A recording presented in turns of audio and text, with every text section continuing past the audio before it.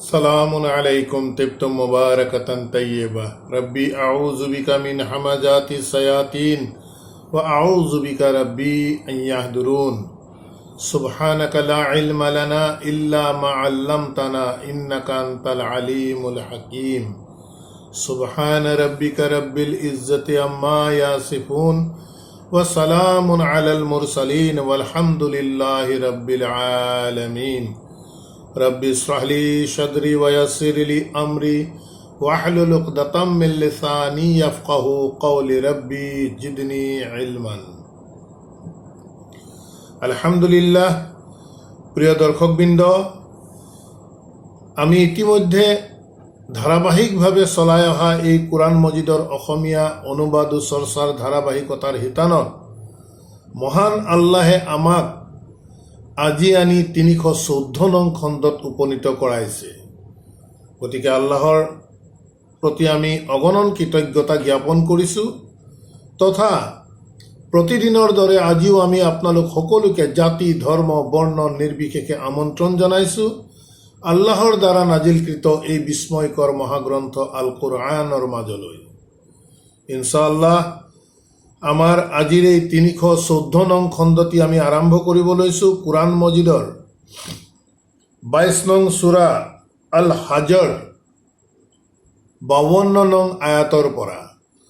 বিসমিল্লাহির রহমানির রহিম। ওয়ামা আরসালনা মিন ক্বাবলিকা মির রাসূলিন ওয়ালা নাবিয়্যিন ইল্লা ইযা তামান্না আলকা শাইতানু ফি উমনিয়াতিহি ফায়ানসাখুল্লাহু মা ইউলকিস শাইতানু সুম্মা ইউহকিমুল্লাহু আয়াতিহি ওয়াল্লাহু আলিমুন হাকিম। প্রিয় দর্শকবৃন্দ, এক যথেষ্ট গধুৰ আয়াতত আমি আহি উপনীত হৈছোহি। আমি আশা ৰাখিম প্ৰত্যেকেই যাতে খুব গুৰুত্ব সহকাৰে এই আয়াতসমূহ আমি প্ৰত্যেকেই বুজাৰ চেষ্টা কৰোঁ। যেহেতু আমি দেখিলোঁ ইয়াৰ আগৰ আয়াত অৰ্থাৎ ৫১ নং আয়াতত আল্লাহে কৈছিল যে যিসকল লোকে প্ৰকৃততে আল্লাহৰ আয়াত অকাৰ্যকৰ কৰাৰ চেষ্টা কৰিব তেনে লোকসকল প্ৰকৃততে হ'ব জাহান্নামৰ অধিবাসী। এই আছিল ৫১ নং আয়াত। ৫২ নং আয়াতত আল্লাহে কৈছে ওয়ামা আরসালনা, যে আমি পঠোৱা নাই মিন কাবলিকা, তোমাৰ আগতে, অৰ্থাৎ আমাৰ বাৰ্তাবাহকক মহান আল্লাহে কৈ আছে যে আমি প্ৰেৰণ কৰা নাই তোমাৰ আগতে মিন ৰাসূলিন, কোনো বাৰ্তাবাহক, ওয়ালা নাবিয়্যিন, আৰু কোনো নবী, ইল্লা এক্সেপ্ট ইজা তামান্না। মন কৰি যাব, আল্লাহে কৈছে যে আমি প্ৰেৰণ কৰা নাই তোমাৰ আগতে কোনো বাৰ্তাবাহক আৰু কোনো নবী, বৰং ইজা তামান্না, যেতিয়া তেওঁলোকে ইচ্ছা কৰে, তামান্না নিজৰ ফালৰ পৰা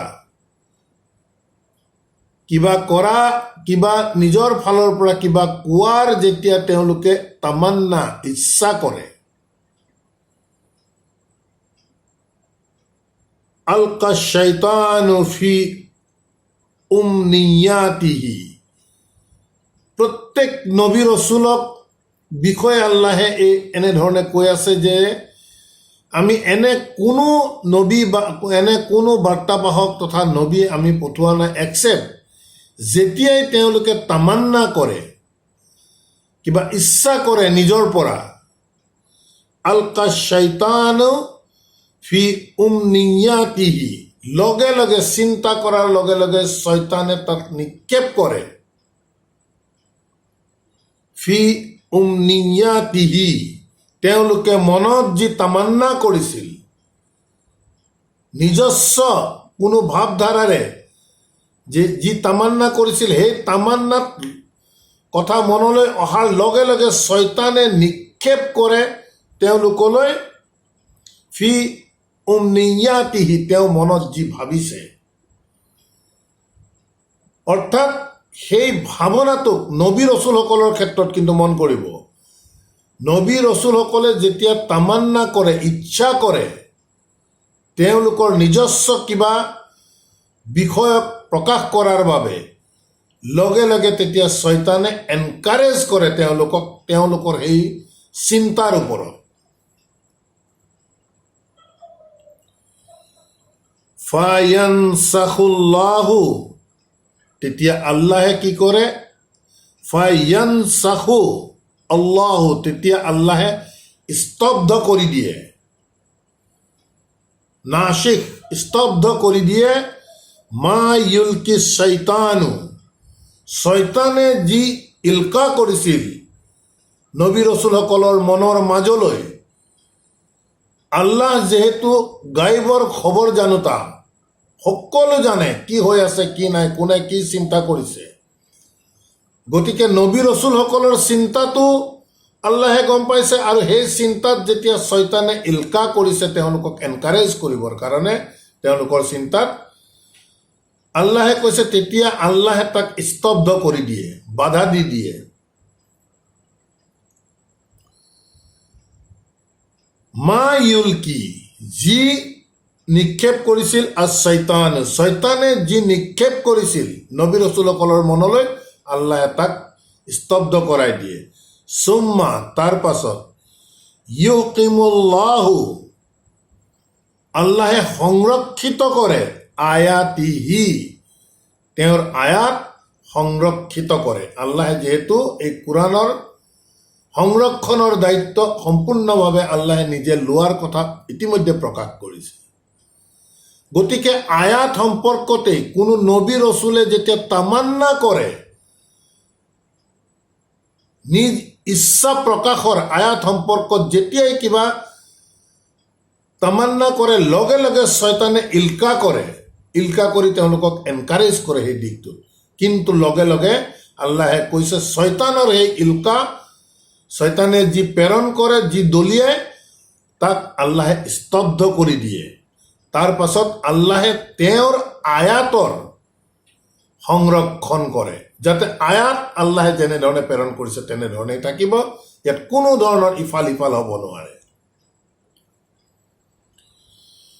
ওয়াল্লাহু আলিমুন হাকিম, যিহেতু আল্লাহে সকলো জানে আৰু সকলো জ্ঞানৰ অধিকাৰী, গতিকে নবী ৰচুলসকলৰ মনৰ তামান্নাও আল্লাহে গম পায়, শয়তানে কি ইলকা কৰিব বিচাৰিছে সেইটোও গম পায়। লগে লগে আল্লাহে শয়তানৰ ইলকাক স্তব্ধ কৰাই দিয়ে আৰু আয়াত সংৰক্ষিত কৰায়। কিহৰ কাৰণে আল্লাহে স্তব্ধ কৰায়? নবী ৰচুলসকলৰ ক্ষেত্ৰততো স্তব্ধ কৰায়, তাৰ কাৰণটো কৈছে লিয়াজআলা, যাতে আল্লাহে কৰিব পাৰে মা ইউলকি শৈতানু, শয়তানে যি নিক্ষেপ কৰিছিল, ইলকা কৰিছিল নবী ৰচুলসকলৰ প্ৰতি, নবী ৰচুলসকলৰ ক্ষেত্ৰত আল্লাহে স্তব্ধ কৰি দিলে। কিন্তু সেই স্তব্ধৰ কাৰণ কৈছে লিয়াজআলা, যাতে আল্লাহে কৰিব পাৰে মা ইউলকা শৈতানু, শয়তানে যি ইলকা কৰিছিল, যি নিক্ষেপ কৰিছিল, ফিতনাতান, এটি পৰীক্ষা যাতে কৰিব পাৰে। কাৰ বাবে? লিল্লাযিনা, সেইসকলৰ বাবে ফি কুলুবিহিম মাৰাদুন, যাৰ অন্তৰত ব্যাধি আছে। আমি সূৰা বাকাৰাত আমি পাই আহিছোঁ, ফি কুলুবিহিম মাৰাদুন ফাজাদাহুমুল্লাহু মাৰাদা, অন্তৰৰ ব্যাধি যাৰ থাকিব আল্লাহে তাক আৰু বৰ্ধিত কৰি দিয়ে। গতিকে শয়তানে যি ইলকা কৰিছিল নবী ৰচুলসকলৰ প্ৰতি স্তব্ধ কৰি ৰাখি থৈছিল যাতে কৰিব পাৰে, যি শয়তানে ইলকা কৰিছিল সেই শয়তানে ইলকা কৰা বিষয়টোক এটি ফিতনা, এটি পৰীক্ষা হিচাপে কৰিব পাৰে লিল্লাজিনা সেইসকলৰ প্ৰতি ফি কুলুবিহিম মাৰাদুন যাৰ অন্তৰত ব্যাধি আছে ৱাল কাশিয়াতু কুলুবুহুম আৰু সিহঁতৰ অন্তৰসমূহ যথেষ্ট কঠিন তেওঁলোকৰ বাবে শয়তানে ইলকা কৰা বিষয়টোক আল্লাহে কৈছে আমি সেই ইলকা কৰা বিষয়টোক যাতে আমি পৰীক্ষা হিচাপে কৰিব পাৰোঁ যাৰ অন্তৰত ব্যাধি আছে তথা অন্তৰসমূহ যাৰ খুব কঠিন ৱা ইন্না আৰু নিশ্চয় আজালিমিনা এই অন্যায়কাৰীসকলক যাৰ অন্তৰত ব্যাধি আছে যাৰ অন্তৰ কঠোৰ তেওঁলোকক ইয়াত আল্লাহে জালিম বুলি কৈছে ৱা ইন্না জালিমিনা আৰু নিশ্চয় এনে অন্যায়কাৰীসকল লাফি শিকাকিম বাঈদ তেওঁলোকৰ দুষ্ট কাৰ্যৰ বহু দূৰত সিহঁতে অৱস্থান কৰিছে শিকাকিম বাঈদ তেওঁলোকৰ যি এই জালিম আল্লাহে যি কাৰণত কৈছে সেই অন্যায় পৰ্যায়ত সিহঁতি বহুত দূৰত অৱস্থান কৰি দিলে বহুত বেছি অন্যায়কাৰী হৈ গ'ল তাৰ মানে তাৰ পাছৰ আয়াতত আল্লাহে কৈছে ৱালি ইয়ালামা আৰু নিশ্চয় আৰু সিহঁতে জানে আল্লাযিনা উতুল ইলমা যাক জ্ঞান দিয়া গৈছে আল্লাহে যাক জ্ঞান দিয়া গৈছে ৱালি ইয়ালামা আৰু সিহঁতে নিশ্চয় জানে আল্লাযিনা উতুল ইলমা যাক জ্ঞান দিয়া গৈছে কি জানে আন্নাহুল হাক্কু যে এই আল্লাহ আল হক আল্লাহেই বাস্তৱতা বা আল্লাহৰ কথা আল্লাহৰ কিতাব আন্নাহু উতুল ইলমা যাক জ্ঞান দিয়া গৈছে তেওঁলোকে জানে আন্নাহু যে এই বিষয়টো অৰ্থাৎ আল্লাহৰ ওয়াহি বাণী ইত্যাদি আল হক ইয়ে চূড়ান্ত বাস্তৱতা চূড়ান্ত সত্য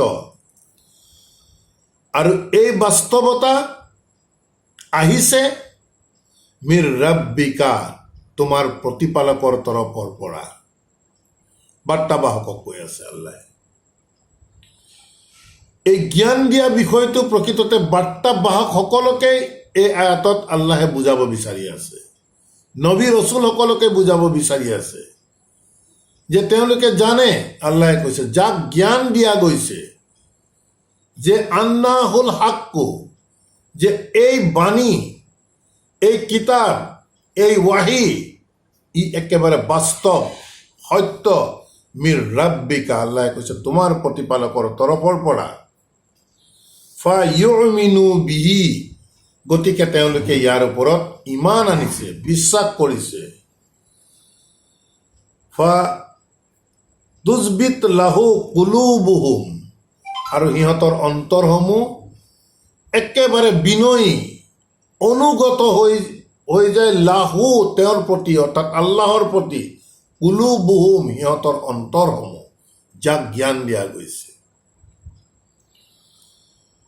ৱা ইন্না আল্লাহ আৰু নিশ্চয় আল্লাহ লাহাদি পৰিচালক নিশ্চয় আল্লাহ হৈছে পৰিচালক আল্লাযিনা সেইসকলৰ প্ৰতি আমানু যিসকলে বিশ্বাস কৰে তেওঁলোকৰ বাবে আল্লাহ হৈছে পৰিচালক কিহৰ পৰিচালক ইলা সিৰাতিম মুস্তাকিম এই সৰল পথত পৰিচালনা কৰাওঁতাৰ আল্লাহ হৈছে পৰিচালক কোন কাৰ বাবে পৰিচালক যি বিশ্বাস আনিছে আল্লাযিনা আমানু ইলা সিৰাতিম মুস্তাকিম এই সৰল পথত প্ৰতি আল্লাহ হৈছে পৰিচালক যিসকলে বিশ্বাস আনিছে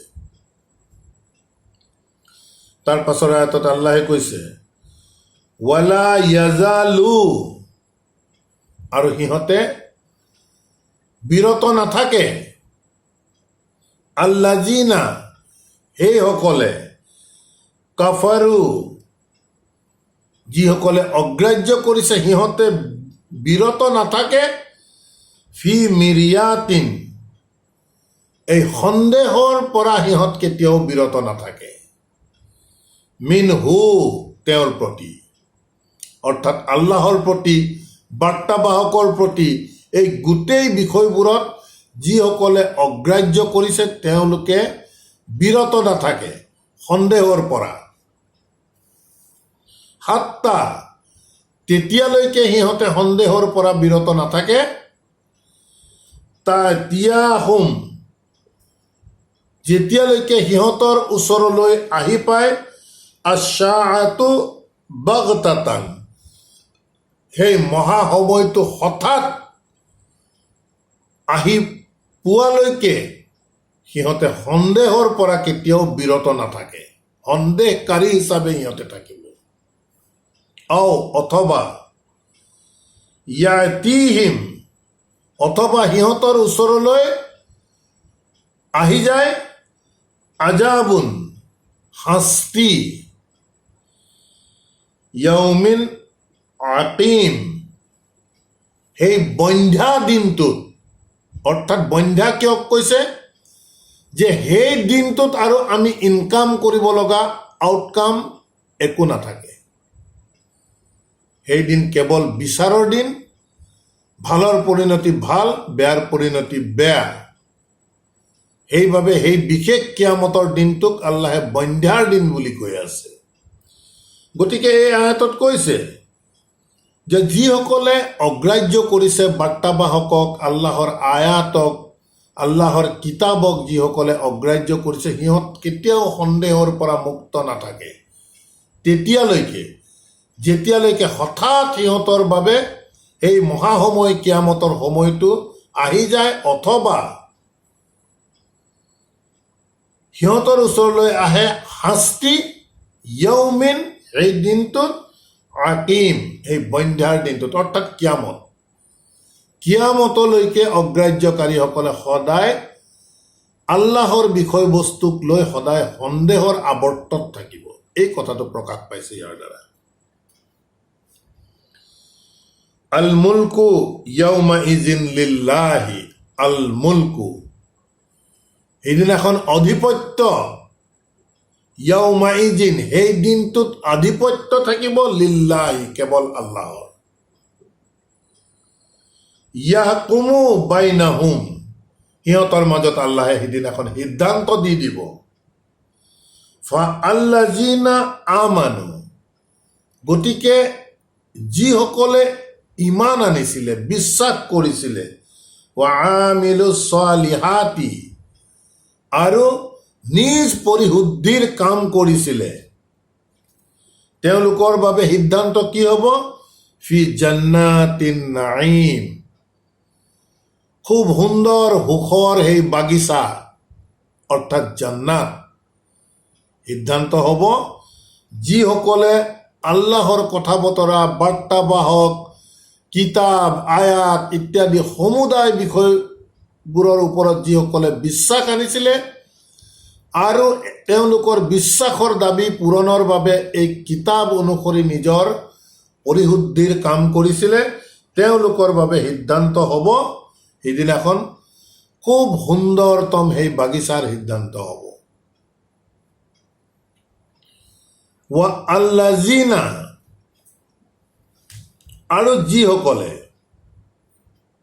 কাজ্জাবু বি আয়াতিনা, চাওক প্ৰিয় দৰ্শকবৃন্দ, আমি সদায় কৈ আহিছো মূল বিষয়বস্তু সদায় আল্লাহৰ আয়াত। এই দিশটো যাতে আমি কোৰাণ অধ্যয়ন কৰোঁতে কেতিয়াও আমি ইয়াক পাহৰি নাযাওঁ বা পাতলীয়াকৈ নলওঁ। মূল বিষয়বস্তু আল্লাহৰ আয়াত। গতিকে কৈছে জান্নাতীসকলৰ বিষয়ে কৈছে, যিহেতু আল্লাহে সেই দিনটোত সিদ্ধান্ত দি দিব বুলি কৈছে, গতিকে জান্নাতীসকলৰ সিদ্ধান্ত কি হ'ব ক'লে, ওয়া আল্লাযিনা আৰু এইসকলৰ, কাফাৰু ওয়া কাজ্জাবু বি আয়াতিনা যিসকলে বিশ্বাস কৰা নাছিল আৰু অগ্ৰাহ্য কৰিছিল বি আয়াতিনা, আল্লাহে কৈছে আমাৰ আয়াতসমূহক যিসকলে বিশ্বাস কৰা নাছিল আৰু অগ্ৰাহ্য কৰিছিল, ফাউলাইকা সেই লোকসকলৰ বাবে লাহুম সিহঁতৰ বাবে থাকিব আজাবুম মুহিন খুব লাঞ্ছনাদায়ক শাস্তি থাকিব। এই ফলাফল দুটা স্পষ্ট ক্লিয়াৰ আল্লাহে ৰিজাল্ট দেখুৱাই দিছে। যিসকলে বিশ্বাস আনিব আৰু বিশ্বাসৰ দাবী পূৰণৰ বাবে নিজ পৰিশুদ্ধিৰ কাম কৰিব, তেওঁলোকৰ ৰিজাল্ট হ'ব সেই সুন্দৰতম সুখৰ বাগিচা অৰ্থাৎ জান্নাত। আৰু যিসকলে আল্লাহৰ আয়াতক অবিশ্বাস কৰিব আৰু অগ্ৰাহ্য কৰিব, তেওঁলোকৰ বাবে সেইদিনা থাকিব যথেষ্ট লাঞ্ছনাদায়ক শাস্তিৰ ৰিজাল্ট। তাৰ পাছৰ আয়াতত আল্লাহে কৈছে ৱা আল্লাযিনা হাজাৰু ফি সাবিলিল্লাহ, আৰু যিসকলে হিজৰত কৰে। আমি এই হিজৰত সম্পৰ্কত আগতেও কৈ গৈছোঁ, ফিজিকেল এণ্ড চাইকলজিকেল। হিজৰত বুলি কোৱাৰ লগে লগে দুয়োটা দিশেই প্ৰকৃততে কাভাৰ কৰে। গতিকে আল্লাহে কৈছে ৱা আল্লাযিনা হাজাৰু, আৰু যিসকলে হিজৰত কৰিছে ফি সাবিলিল্লাহি আল্লাহৰ পথত, সুম্মা আল্লাহৰ পথত এনেধৰণে ওলাই গৈ হিজৰত কৰি, সুম্মা তাৰ পাছত কুতিলু সিহঁত হত্যা হৈছে, আও অথবা মাতু অথবা মৃত্যু হৈছে। আল্লাহে কৈছে লা ইয়াৰজুকান্নাহুমুল্লাহু, লা ইয়াৰজুকান্নাহুমুল্লাহু, আল্লাহে নিশ্চিতভাৱে সিহঁতক জীৱিকা দিব। ৰিজকান হাসানান, খুব উত্তম জীৱিকা। এতিয়া প্ৰিয় দৰ্শকবৃন্দ, এই ৰিজক শব্দটো আমি যোৱাকালি খণ্ডটো কৈছিলোঁ যে ৰিজকে কেৱল খাদ্যই নুবুজায়। ইয়াৰ উপৰিও মানুহৰ যি লিভলিহুড, যিটো মানুহৰ জীৱনৰ যি অৱস্থা, এই অৱস্থাটোকো বুজায়।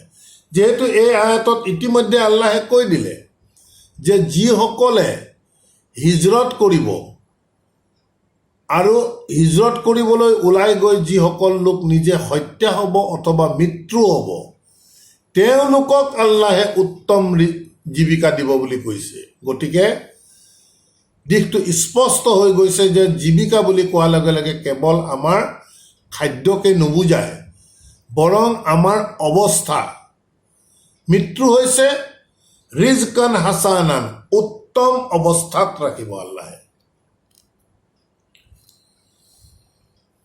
ৱা ইন্না আল্লাহ, আৰু নিশ্চয় আল্লাহ, লাহুৱা খাইৰুৰ ৰাজিকিন, নিশ্চয় আল্লাহ লাহুৱা, তেখেত সেইজন খাইৰুৰ ৰাজিকিন, উত্তম জীৱিকাদাতা হৈছে আল্লাহ। তাৰপিছৰ আয়াতত আল্লাহে কৈছে লা ইউদখিলান্নাহুম, লা ইউদখিলান্নাহুম, নিশ্চয় সিহঁতক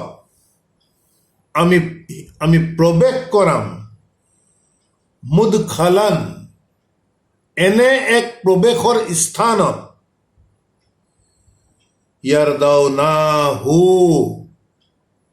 সেই প্ৰৱেশ কৰি ইয়াৰদাউনাহু, তেওঁ সন্তুষ্ট হ'ব। ৱা ইন্না, আৰু নিশ্চয়, ৱা ইন্না আল্লাহ, আৰু নিশ্চয় আল্লাহ, লা আলিমুন হালিম, নিশ্চয় আল্লাহ হে সকলো জানে আৰু পৰম ধৈৰ্যশীল। জালিকা, এইবোৰেই, সেইবোৰেই আল্লাহে যি বুজাই আছে আল্লাহৰ ৰীতি সেইবোৰেই জালিকা ওয়ামান আকাবা বি মিছলি, যেহেতু ইয়াৰ আগৰ আয়াতত হিজৰত কৰিবলৈ ওলাই গৈ হত্যা হোৱাৰ কথা কৈছে, তেওঁলোকৰ মাজত সংঘৰ্ষ বা বাক বিদণ্ডা যিয়ে অৱস্থা নহওক তেনে অৱস্থাত হত্যা হোৱাৰ কথা কৈছে, বা বহুতে লাঞ্ছিত হৈছে, বহুতে শাস্তি পাইছে, এনেধৰণৰ বিভিন্ন ধৰণৰ অৱস্থা বিষয়ে আল্লাহে কৈছে। ওয়ামান আকাবা, আৰু যিয়ে প্ৰতিশোধ ল'ব, বি মিছলি, সেই সম পৰিমাণৰ, মা উকিবা বিহি, যি পৰিমাণৰ শাস্তি তেওঁ খাইছিল বা তেওঁক কৰা হৈছিল, সেই সম পৰিমাণৰ প্ৰতিশোধ যিয়ে ল'ব, চুম্মা, তাৰ পাছত, বুগিয়া আলাইহি, তাৰ পাছত এই প্ৰতিশোধ লোৱাৰ পাছত, চুম্মা বুগিয়া আলাইহি, পুনৰ যদি তেওঁক অত্যাচাৰ কৰা হয় বা শাস্তি দিয়া হয়, লা ইয়ানছুৰান্নাহু আল্লাহু, তেনে এক অৱস্থা হ'লে নিশ্চিতভাৱে তেওঁক আল্লাহে সহায় কৰিব। ইন্না আল্লাহ, নিশ্চয় আল্লাহ, লাআফুউন গফুৰুন, লাআফুউন এই শব্দটো খুব মন কৰিবলগীয়া। আমি আগতো এবাৰ চৰ্চালৈ আনিছিলোঁ। লাআফুউন শব্দৰ অৰ্থ হৈছে যে আল্লাহে প্ৰকৃততে উঠাই লওঁতা, মানুহৰ যিমান অপৰাধ, সেই অপৰাধ উঠাই লোৱাৰ মালিক একমাত্ৰ আল্লাহ। আল্লাহৰ বাহিৰে মানুহৰ পৰা অপৰাধ কোনো উঠাই ল'ব নোৱাৰে। গতিকে কৈছে নিশ্চয় আল্লাহ, লাআফুউন, তেখেতে অপৰাধ উঠাই লওঁতা, গফুৰুন, আৰু পৰম ক্ষমাশীল। জালিকা, এই আল্লাহে আগৰ যিখিনি আমাক এক্সপ্ৰেছন দি আছে, সেই এক্সপ্ৰেছনসমূহক দেখুৱাই জালিকা, এইবোৰেই, বি আন্না আল্লাহ, যে আল্লাহে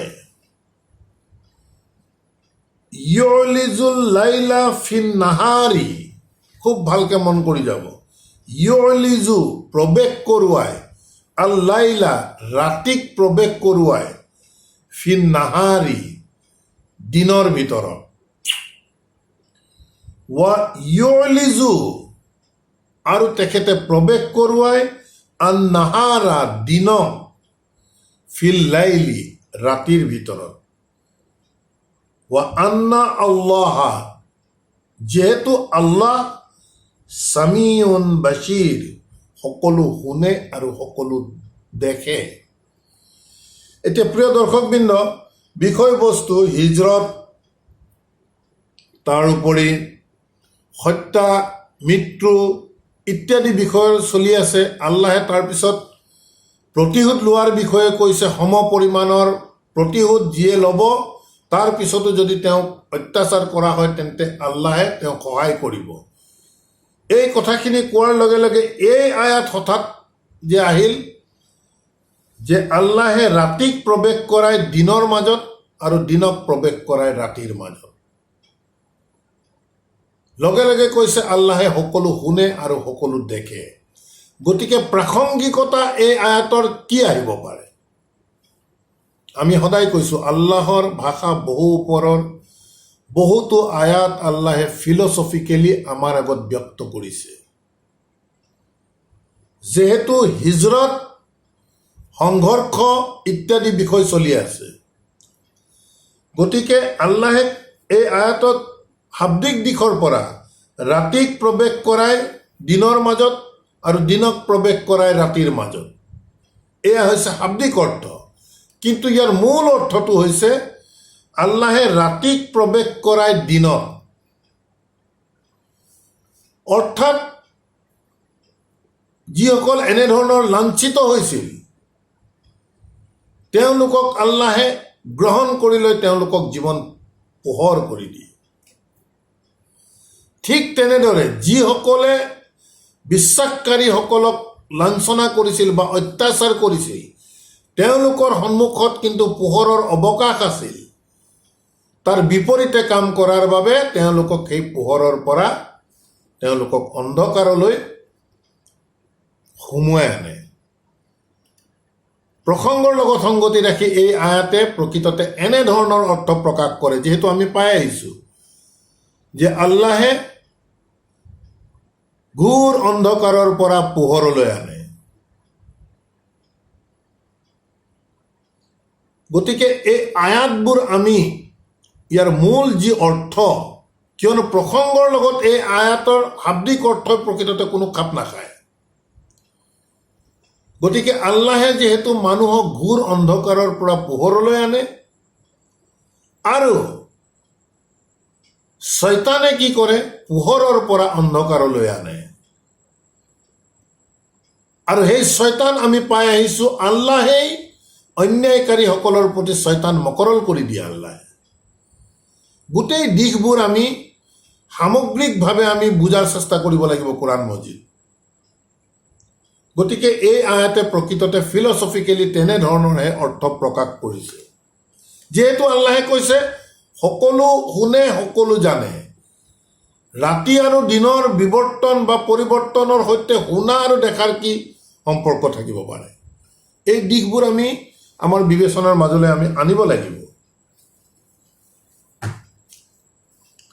জালিকা, এই পোহৰ অন্ধকাৰ ৰাতি দিনৰ যি কথা ক'লে সেইবোৰ বিআন্নাল্লাহ, যিহেতু আল্লাহ হুৱা আল হক, তেখেতেই হৈছে চিৰসত্য চিৰবাস্তৱ।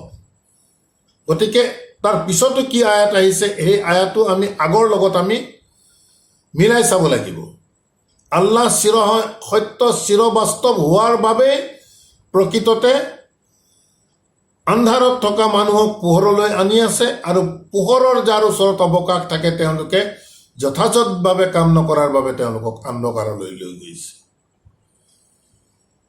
সেই বিষয়বস্তুবোৰ এই কাৰণেই যিহেতু আল্লাহ হৈছে সত্য, হক, চূড়ান্ত বাস্তৱ।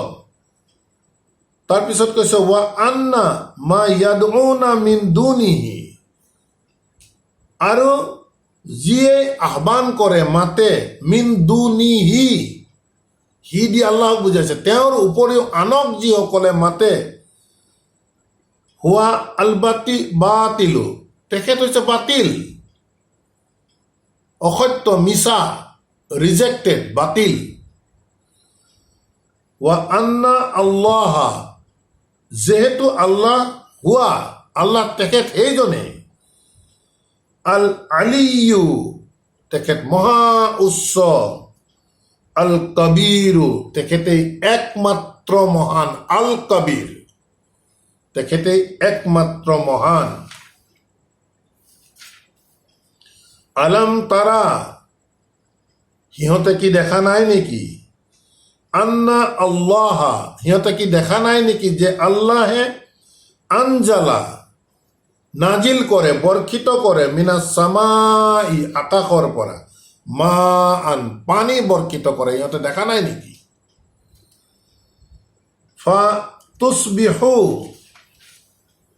তুসবিহুল আৰদু, সেই পানী বৰ্ষিত কৰাৰ পাছত এই পৃথিৱীখন হৈ পৰে মুখদাৰাতিন,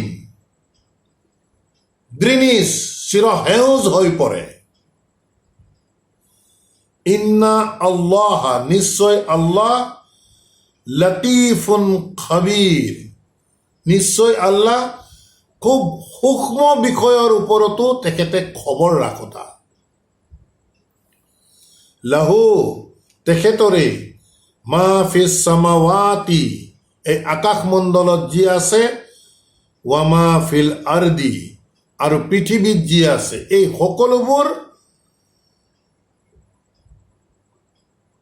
সকলোবোৰ লাহু, তেওঁৰে, আল্লাহৰে, ওয়া ইন্না আল্লাহ, আৰু যেহেতু আল্লাহ, নিশ্চয় আল্লাহ, লাহুয়াল গানিয়্যু, তেখেত ধনে ধনাঢ্য, তেখেতক কাৰো সহায়ৰ প্ৰয়োজন নাই।